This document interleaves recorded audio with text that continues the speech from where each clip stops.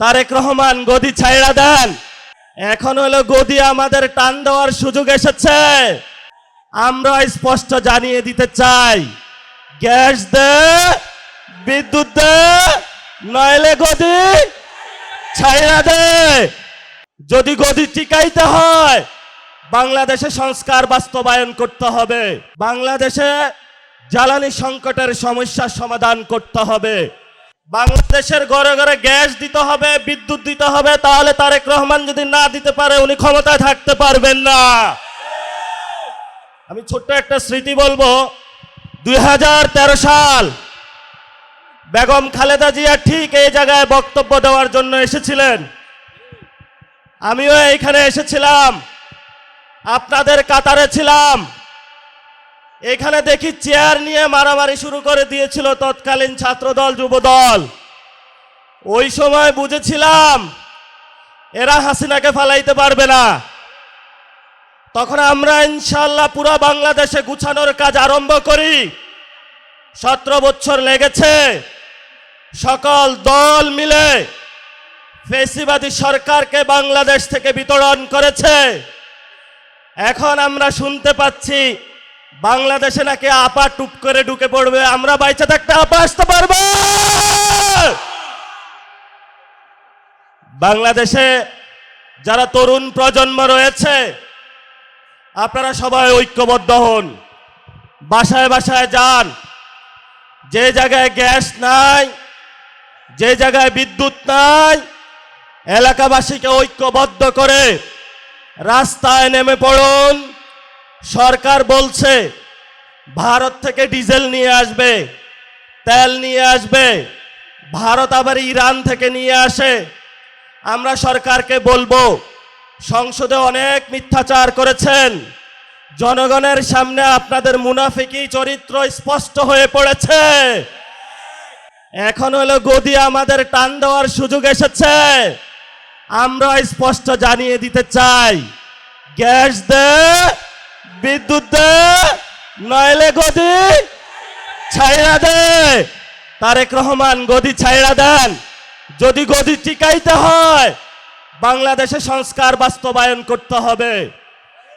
বাংলাদেশে জ্বালানি সংকটের সমস্যার সমাধান করতে হবে।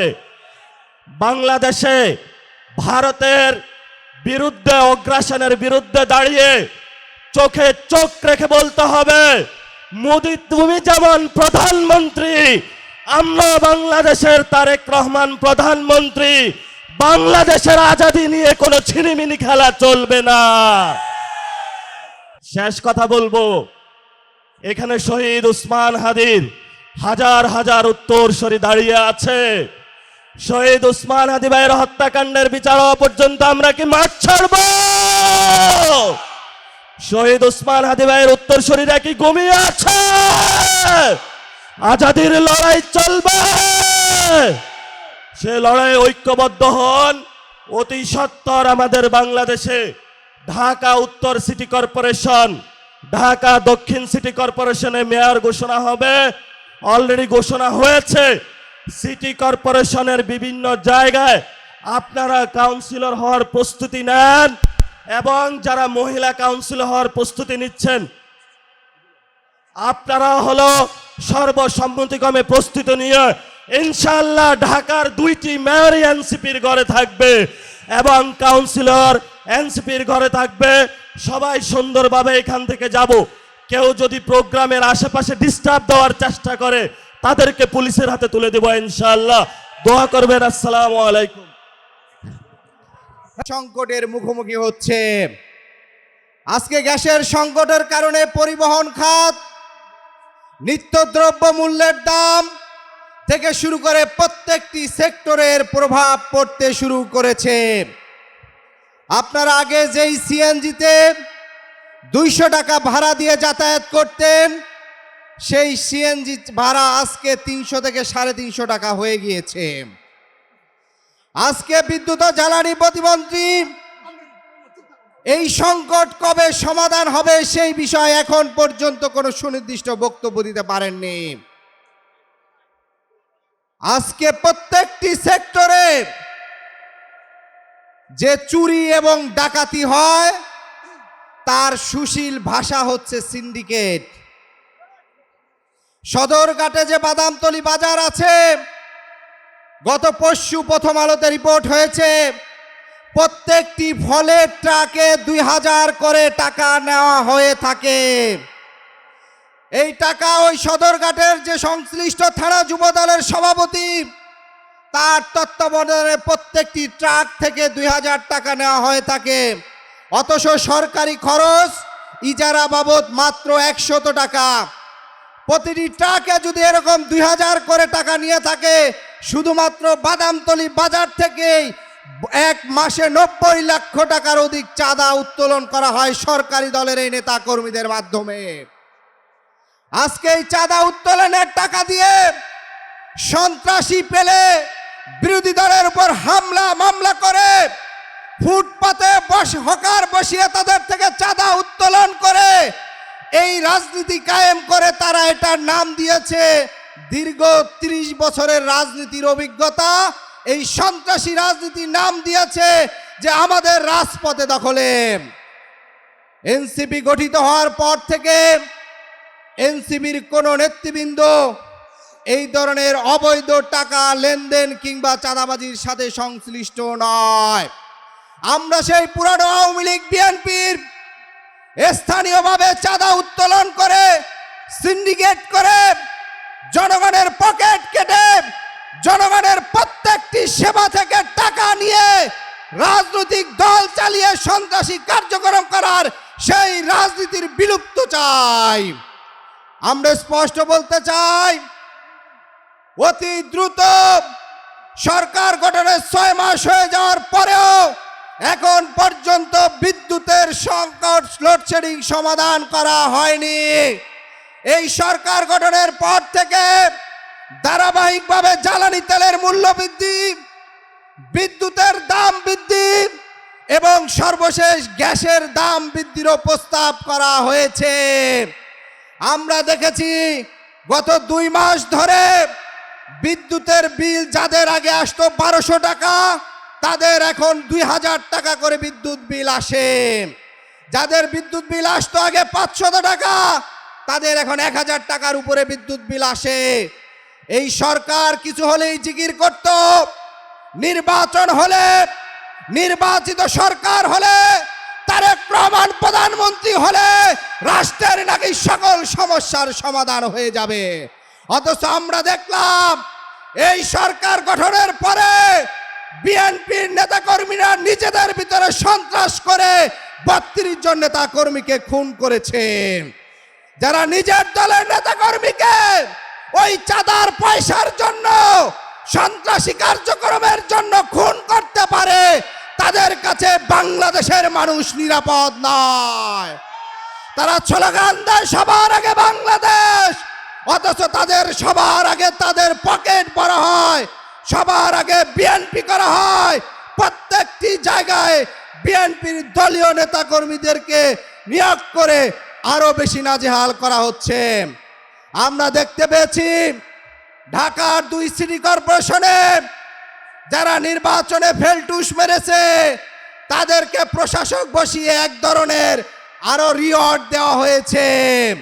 তারা সরকারি এই যে ঢাকা দক্ষিণ সিটি কর্পোরেশন রাষ্ট্রীয় কোষাগার ব্যবহার করে আব্দুল সালাম ভাই, তিনি একজন বীর মুক্তিযোদ্ধা, তার সেই 71-এর ভূমিকাকে শ্রদ্ধা করি। কিন্তু তিনি যখন এই রাষ্ট্রীয় ঢাকা দক্ষিণের প্রশাসক বসেছেন, দক্ষিণের প্রত্যেকটা গলিতে গলিতে সিটি কর্পোরেশনের লোগো আর তার নিজের ছবিটা নিয়ে তিনি হচ্ছে নির্বাচনের প্রচারণা করছেন। সরকারি পদে থেকে রাষ্ট্রীয় কোষাগারের টাকা ব্যবহার করে আগামী নির্বাচনে প্রভাব বিস্তার করার জন্য এই ধরনের ন্যাক্কারজনক পদক্ষেপের আমরা তীব্র নিন্দা জানাই। স্পষ্ট আকারে বলতে চাই, যারা এই প্রশাসকের দায়িত্ব পালন করছে, আগামী স্থানীয় নির্বাচনে নিরপেক্ষভাবে নির্বাচন অনুষ্ঠিত হওয়ার জন্য এই প্রশাসকের কেউ নির্বাচনে দাঁড়াতে পারবে না। এনসিপির জিন্দাবাদ, বাংলাদেশ জিন্দাবাদ, ইনকিলাব জিন্দাবাদ। ইনকিলাব ইনকিলাব জিন্দাবাদ জিন্দাবাদ। বিপ্লবী বন্ধুগণ, স্টেজের দুই পাশ থেকে যারা উপস্থিত হয়েছেন সবাইকে রাস্তাটা ক্লিয়ার করে দেওয়ার জন্য অনুরোধ জানাচ্ছে। ভলান্টিয়ার ভাইদের দৃষ্টি আকর্ষণ করছি, আপনারা স্টেজের দুই পাশকে খালি করে দিন।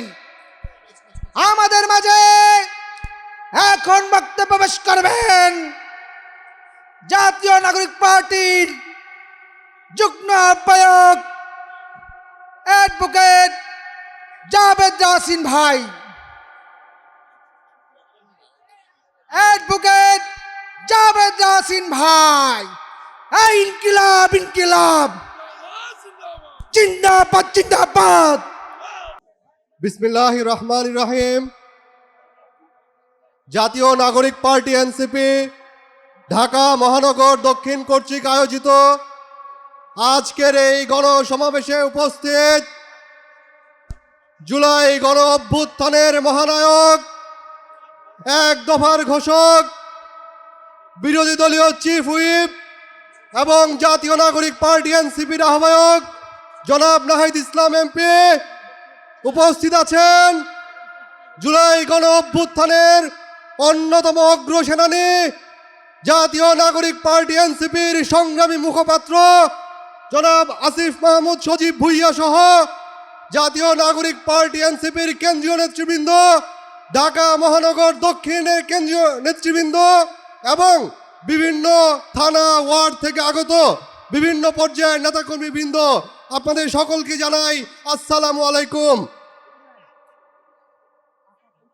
হাজারো শহীদের রক্তের উপর দাঁড়িয়ে যে গণ অভ্যুত্থানের পরে আমরা একটি জাতীয় নির্বাচন অনুষ্ঠিত হতে দেখলাম, সেই নির্বাচনের পরে আমরা আশা করেছিলাম দেশ সুষ্ঠুভাবে চলবে, দেশের নাগরিক তাদের যে সকল সুযোগ সুবিধা আছে সেগুলো তারা সঠিকভাবে ভোগ করবে। কিন্তু আমরা খুব অসহায়ের সাথে লক্ষ্য করলাম নির্বাচনের পর একটি দল তাদের পকেট ভর্তি করতে ব্যস্ত হয়ে গেল। একটু আগেই আমাদের ঢাকা মহানগর উত্তরের আহ্বায়ক জনাব আরিফুল ইসলাম আদিব বলে গেলেন কদমতলী থানার একটি বাজার থেকে মাসে কি পরিমাণ চাঁদা তোলা হয়।